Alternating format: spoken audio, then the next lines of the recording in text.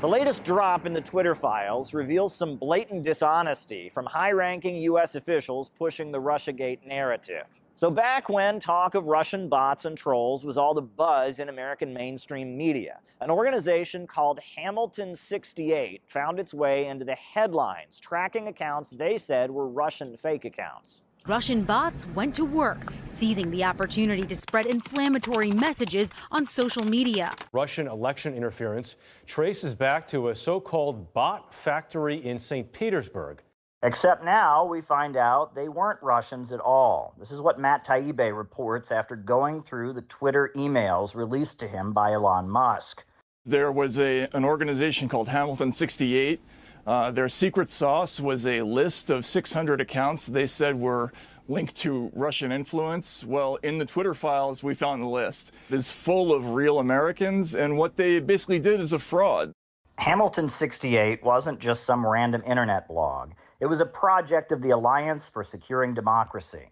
On its board of advisors were many prominent people, including John Podesta, who served as President Obama's lawyer and the chair of Hillary Clinton's campaign. Mike McFowle, who served as the U.S. ambassador to Russia and on Obama's National Security Council prior to his ambassadorial position, was also on the ASD board, promoting the Hamilton 68 claim.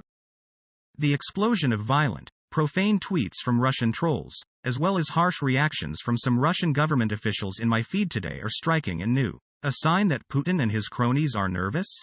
Your thoughts?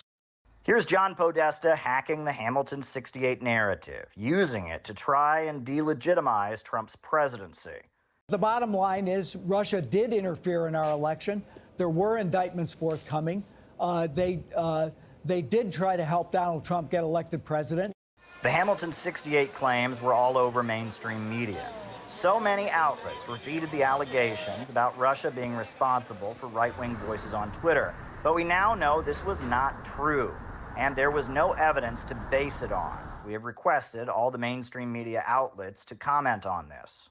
Since Twitter and other outlets have been known to label stories misleading or suppress certain news items like Hunter Biden's laptop, we wondered if now they would take action against the many places where the Hamilton 68 project was reported as accurate. No response to us yet from the mainstream press. Caleb Maupin, RT, New York.